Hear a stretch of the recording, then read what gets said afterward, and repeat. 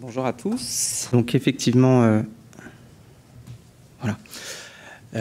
Thomas Foumoitano, je suis rhumatologue à l'hôpital Lariboisière où on s'occupe des patients adultes avec Martine. Et c'est vrai qu'avec Martine, en général, j'ai plus l'habitude de présenter des travaux sur la souris puisqu'elle a encadré ma thèse. Mais là, aujourd'hui, c'est pas de la recherche translationnelle, c'est plus l'aspect clinique où on s'intéresse à ces troubles de minéralisation et de l'architecture osseuse chez les patients adultes qu'on suit au centre.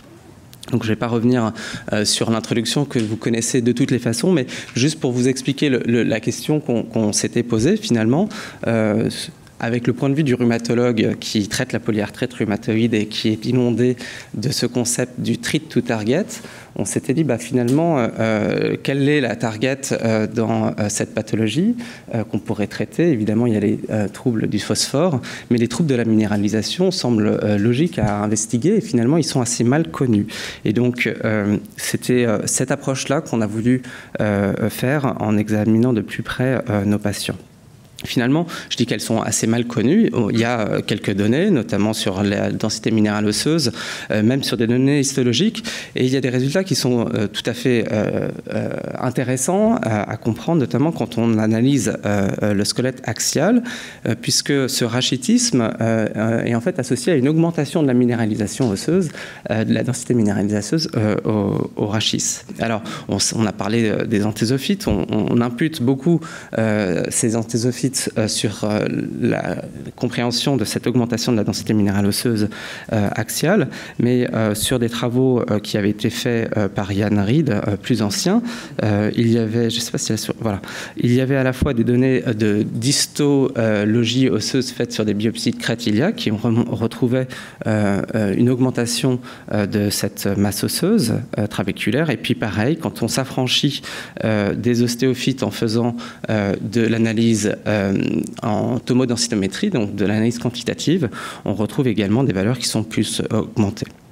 Et donc finalement, l'objectif de ce travail, c'était d'analyser la microarchitecture avec la géométrie et puis la densité osseuse, à la fois dans le squelette axial et surtout dans le squelette périphérique en utilisant le HRPQ-CT.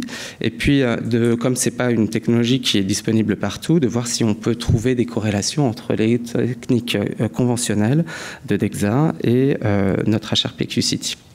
Donc voilà, c'était une étude qu'on a fait uniquement dans notre centre avec nos patients donc adultes, et on a comparé ces valeurs de microscan et de scanner à des patients contrôles, et on a essayé de les apparier à la fois par le sexe évidemment, par l'âge, mais également, et c'est ce qui peut différer avec les études précédentes, avec l'IMC dans la mesure du possible. Et donc ensuite on a fait ces comparaisons en comparant chaque cas avec la moyenne de ces contrôles. Donc voilà, vous voyez une grande dispersion effectivement, puisque cela représente donc nos patients. Donc on avait 14 patients inclus, avec un âge moyen autour de 50, 64% de femmes, et malgré tous nos efforts, même si l'IMC n'était pas différent, évidemment la taille, voilà, la taille diffère. Voilà, ça c'est toujours la limite.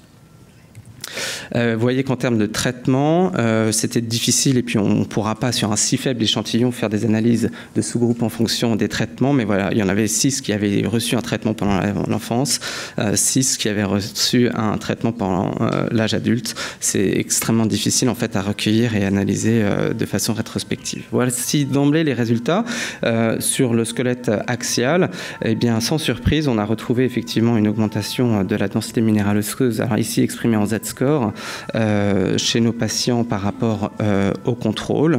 On a essayé de faire, on n'avait pas le QCT parce que ça rentrait pas dans notre périmètre d'autorisation, hein, mais on a pu faire du TBS sur l'analyse de ces DEXA. On voyait également un trabéculaire bone score qui était augmenté. Alors si on considère que la hanche peut rester dans le squelette axial, eh bien on voit effectivement qu'il s'agisse de la hanche totale ou du col fémoral, mais également des valeurs qui sont plus élevées, en particulier quand on apparie les patients à leur contrôle. Et donc la présence des anthésophytes évidemment participe à cette augmentation, mais n'est certainement pas la seule explication. Alors, voici les résultats du Pixucity. Je suis désolé pour la lourdeur de ce tableau. Donc, vous avez à la fois les résultats qui ont été analysés donc, au radius, ici, et puis au tibia. Et vous avez donc les patients et leur contrôle. Donc, si on commence par les choses simples, si on regarde la surface osseuse, moi, j'ai été assez étonné de voir qu'elle était très augmentée, de façon très significative entre les patients et leur contrôle, que ce soit au radius et au tibia. Puis en discutant en fait avec mes collègues pédiatres, ils m'ont dit mais bien sûr c'est évident, c'est l'élargissement des métaphyses lors de la croissance. Et alors, moi, je reste étonné de voir que ça est aussi le cas au radius. Alors, c'est peut-être pendant cette période de vie où nous sommes quadrupèdes, mais je ne sais pas, je serais intéressé d'avoir votre avis là-dessus. Il y a effectivement une diminution de la densité minérale osseuse, qu'elle soit totale, corticale ou trabéculaire, qui a été vue tant au radius qu'au tibia. Hop là, l'épaisseur corticale est également amincie, de façon plus prépondérante au radius, et on a pu, grâce à l'analyse, la porosité est globalement identique. Il n'y a pas de grande modification de la porosité corticale. On a pu, grâce à Bert van Rietbergen, qui travaille à l'université d'Eindhoven, avoir une analyse en éléments finis pour estimer en fait les propriétés biomécaniques de cet os. Et donc, vous avez ce premier paramètre, stiffness, qui en fait représente la rigidité, donc la capacité de l'os à se déformer, tout ça étant modélisé évidemment à partir des données du scanner. Et vous voyez que ces propriétés finalement sont inchangées, malgré la perte de propriété de la densité minérale osseuse, je veux dire, et c'est probablement du fait de son élargissement que ces propriétés mécaniques sont conservées.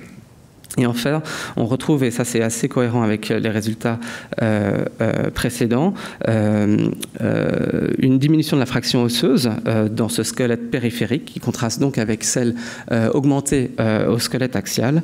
Et cela a été traduit par une diminution du nombre de travées et donc une augmentation de la séparation de ces travées, ce qui peut traduire une augmentation du remodelage osseux. Ensuite, je me suis risqué à faire quelques corrélations entre les données de ce scanner à haute résolution et puis les paramètres de DEXA classiques, en comparant cette fois-ci du coup les données au poignet. Donc il y a évidemment un faible nombre de points, mais on peut retrouver effectivement une corrélation entre ces deux techniques quand on analyse la densité minérale volumique au radius, donc par HRPQCT, et celle au poignet, ce qui peut suggérer que finalement c'est un site qui peut être intéressant à suivre pour nos patients, si tant est que les traitements anciens ou les traitements futurs puissent avoir une action sur la densité minérale osseuse et que ça puisse avoir un intérêt, une pertinence clinique si c'est corrélé à leurs symptômes. Voilà. Donc en conclusion, je reste perturbé et j'aimerais avoir votre feedback au moment du déjeuner sur cette discordance entre les observations au squelette axial et au squelette périphérique. Nous voyons au squelette périphérique qu'effectivement la densité minérale osseuse est bien diminuée, donc ce qu'on pourrait attendre d'un rachitisme, que cette fraction osseuse trabéculaire est diminuée avec une augmentation une augmentation du remodelage osseux vraisemblablement, mais que finalement les paramètres biomécaniques, du fait probablement de cette adaptation avec l'élargissement au cours de la croissance, seraient conservés. Et alors, question finalement, est-ce que la DMO au poignet pourrait être intéressant dans la pratique clinique dans nos patients? Ça reste évidemment à être investigué.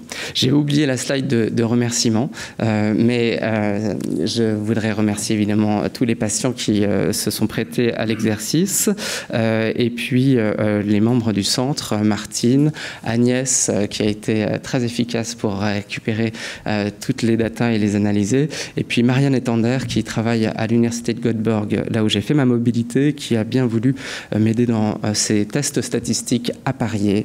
Je vous remercie de votre attention.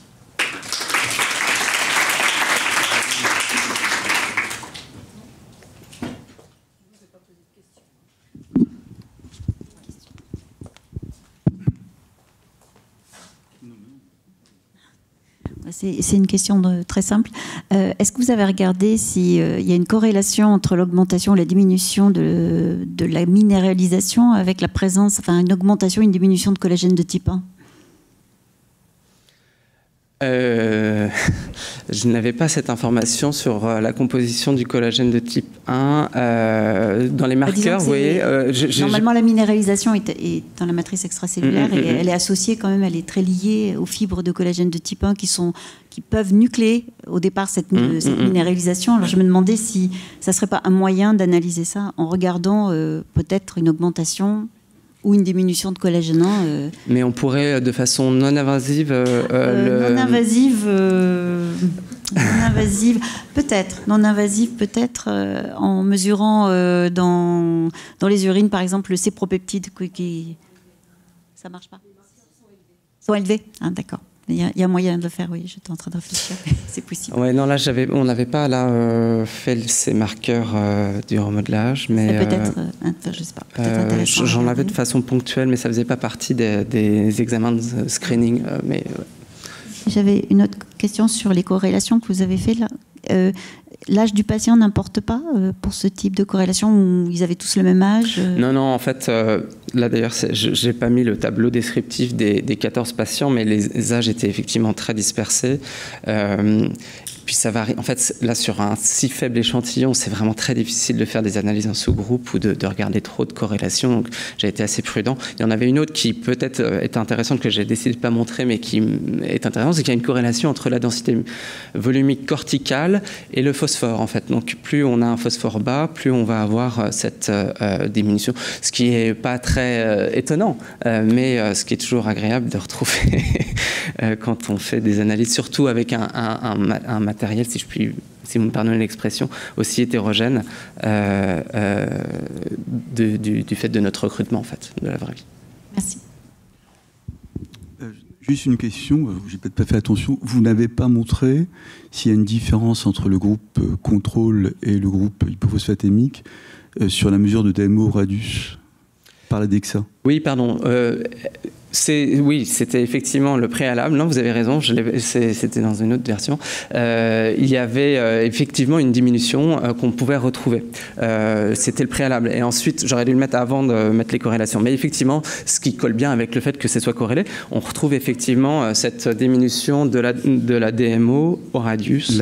La question de Catherine, c'est est-ce que c'est sur les deux zones, sur l'ultradistal et la zone proximale, ou la zone... Oui. Ou sur les deux zones Oui, c'était sur les deux zones. Donc en trabéculaire et en cortical. Effectivement. Avec une variabilité qui était différente selon le site. Voilà. Et très hétérogène. Le PNP a été mesuré dans les deux? Non. Oui, non, c'est que chez les patients et encore pas chez tous. Donc là, on ne pourra pas faire. Il faudrait après récupérer. C'est toujours le problème du groupe contrôle et de la comparaison à la norme, entre guillemets. Et les corrélations avec le FG23, vous avez pu regarder le taux de FG23? Non, j'en avais pareil pour trop peu de patients, ou alors c'était des valeurs qui étaient anciennes, donc c'est pas quelque chose qu'on pourra comparer.